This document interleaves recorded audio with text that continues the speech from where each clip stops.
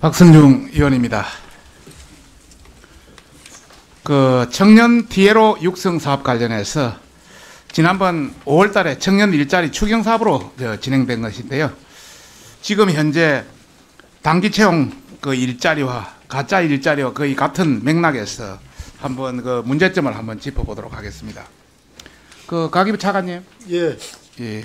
그리고 과학기술 일자리 진흥원장님, 직무대행이시죠? 네. 예, 두 분한테 잘 들어주시기 바랍니다.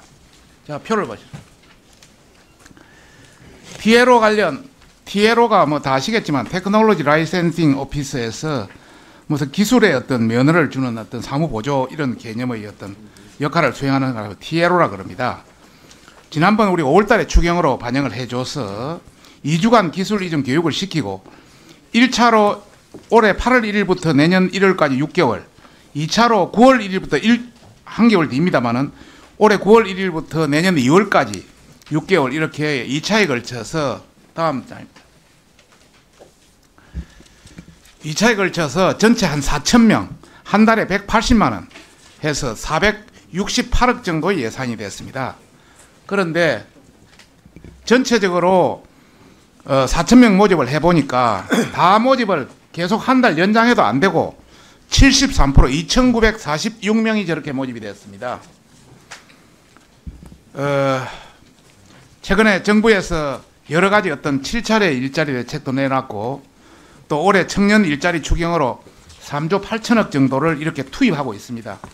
저는 단기 일자리라도 좋은 일자리 또 새로운 일자리를 거쳐가기 위한 능력의 배양 일자리 이런 거라면 저도 좋은 일자리라고 생각합니다. 그건 또 해야 된다고 생각합니다. 그러나 이 일자리 자체가 정말 형편없는 일자리, 세금만 낭비하는 일자리라면 이거는 당장 고쳐야 된다. 이런 차원에서 말씀을 드려보겠습니다. 가기 차관님. 예.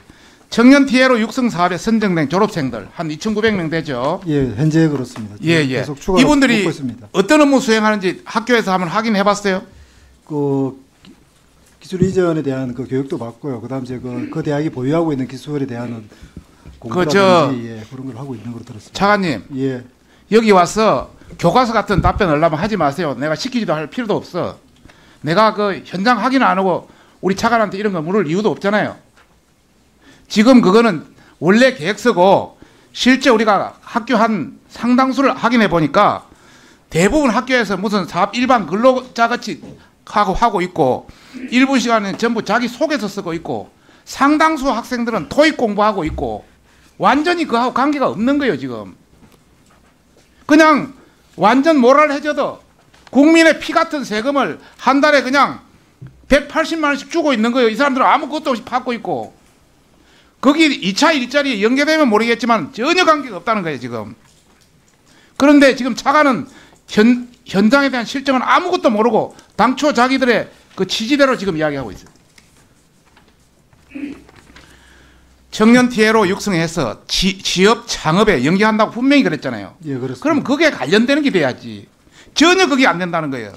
예, 안 돼. 단순히 청년 취업률 높여서 청년 실업률 올리려고, 실업률 낮추려고, 수치 낮추려고 하는 방편밖에 지금 되질 않다. 다시 한번 현장을 확인해 보세요. 아시겠어요? 예, 현장 점검해 가지고 의원님 말씀하신 대로 만약 그렇게 운영되고 있는 학교가 있으면은 그 복무를 제대로 하도록 그렇게 지도하겠습니다. 그다음 1차 모집 2차 했는데 그 진행되는 게 한 달 뒤에 바로 진행되고 그다음 학교예요. 지금 교육시키라고 하는데 학교에 교육비는 하나도 안 주고 있어요. 인건비나 간접비만 주고 학교에 교육비를 안 주니까 학교도 그냥 두 손 들어 있는 거예요. 현장을 지금 아무것도 모르고 지금 하는 소리예요. 지금 원장님, 과학기술 일자리 진흥은 그 원장님, 대행님. 네. 이 돈이 누구 돈입니까? 국민의 세금입니다. 468억이 작은 돈 아니죠? 네.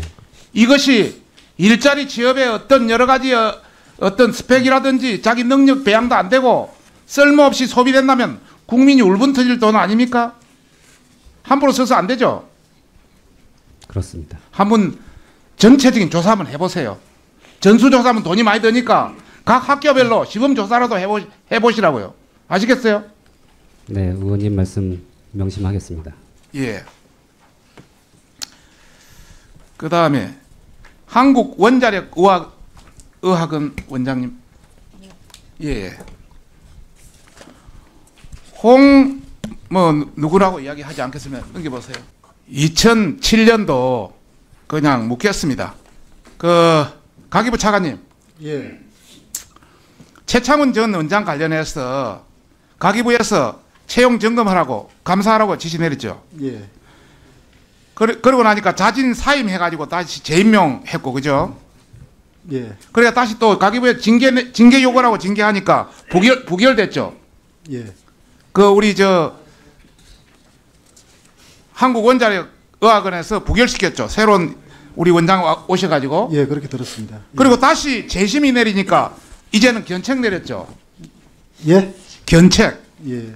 예, 그렇게 들었습니다. 예. 아니 크게 이야기했어요. 맞습니까? 예. 업무 배제하고 견책 징계 뭐 그렇게 한 거로 들었습니다. 이게 국가입니까? 가기부가 그렇게 힘이 없어요? 무슨 지시 내리는데 지시 내리니까 부결시키고 재심이 내리니까 견책 개우하고 있고 원자력연구원에서는 자체에서 그냥 원장이 자진 사임과 동시에 또 재임용되고 있고 이게 국가기관이에요?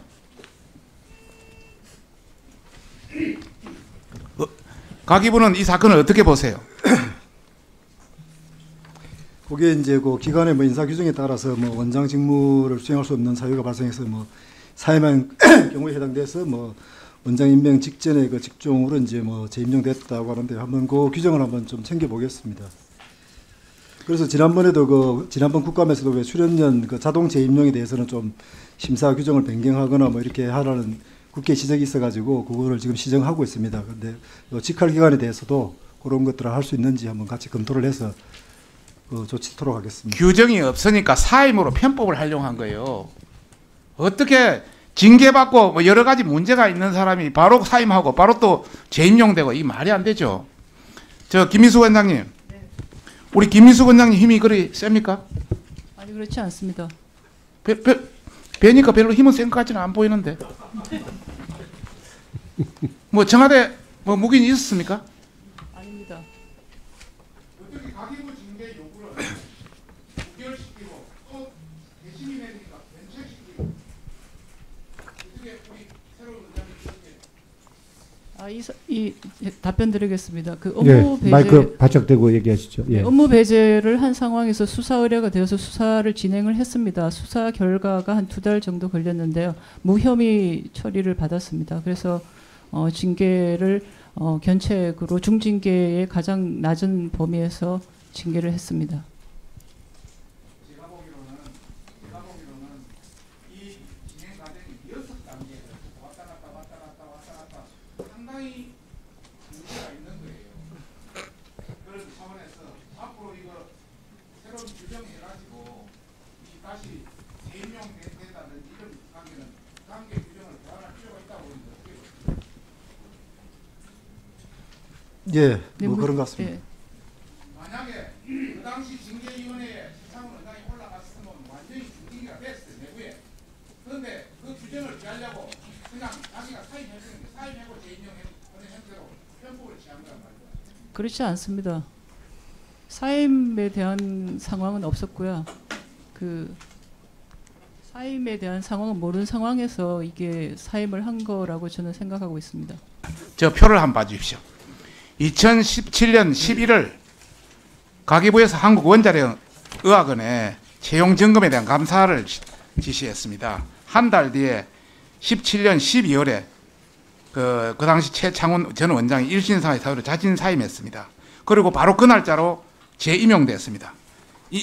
자체 인사 규정에 의하면 재임용은 인사위원회의 심의를 거쳐서 하게끔 되어 있기 때문에 그냥 그 당시 원장 직무대행이 황상구 연구소장이 뭐 동료나 이 부하가 했기 때문에 바로 그냥 자동적으로 됐습니다. 그래서 문제가 있다 이제 이런 개념이고요. 국가공무원법에 그 가기부의 징계 요구를 하면 이사회가 개최되면은 이 상당히 중징계가 할 수밖에 없습니다. 그런 차원에서 그렇게 됐다. 이제 내부에서 그런 이야기가 다 나왔습니다. 그래서 셀프 면직이다. 그 다음에 올해 1월 달에 가기부가 최창원 전 원장의 징계 조치할 것을 요구했습니다. 그리고 동시에 노원 경찰서의 수사 업무방해 수사 의뢰를 했습니다. 저 원장님, 아까 법정이나 소송을 통해서 무혐의 무죄가 됐다고 아까 이야기하는 것 같은데 다시 한번 묻습니다. 맞습니까? 네, 대기 발령을 했고요. 그 말을 할 건 없고 제 말만 답변하세요. 법정이나 소송을 통해서 무혐의나 무죄가 돼서 그런 조치를 했다고 아까 말씀하시던데 맞아요? 예. 앉으세요. 노원 경찰서에 수사 의뢰를 해서 노원 경찰서에서 업무 방해로는 좀 그하다 해가지고 범죄 혐의가 무혐의로 나왔습니다. 노원 경찰서에서 그렇게 법정에 간 건 아니다. 그리고 4월 27일 날 우리 김민숙 원장이 취임했습니다. 그리고 5월 30일 날 징계위원회에서 부결됐습니다. 아마 이 노원 경찰서께 약간 감안됐겠죠. 그래도 가기부에서 6월 15일 날 문제가 있다. 이건 문제가 있다 해서 재심의 요청을 했습니다. 그러니까 6월 22일 날 최창원 전 원장에 대해 견책이 떨어졌습니다. 가기부 차관님, 예. 김민숙 원장이 그 예전에 그 최창원 원장이 있을 때 뭘 했습니까? 그건 제가 정확히 모르겠는데 본인한테 그 당시 뭘 하셨어요? 저는 센터장을 했습니다. 정책센터장을 했습니다. 방사의학정책개발센터장 했죠? 네. 그 밑에 계셨죠? 네, 그렇습니다. 예. 자, 묻겠습니다. 차관님. 예. 동료로서 상관을 걸 못할 것 같은데 가기부에서 우리 김민수 원장에 대한 징계 요구를 할 생각은 없습니까? 자기 옛날 상관이니까 처리를 못하고 있는데 가기부가 아무리 지시를 해도 처리를 못하고 있는데 거기에 대한 생각은 어떠세요? 내용을 한번 살펴보겠습니다. 예, 그런 이유로 한 건지 아니면은 예, 살펴보세요. 예. 그리고 우리 김민수 원장님은 허위 증언에 대한 부분도 저희들이 다시 녹취록을 떠서 전개를 하겠습니다.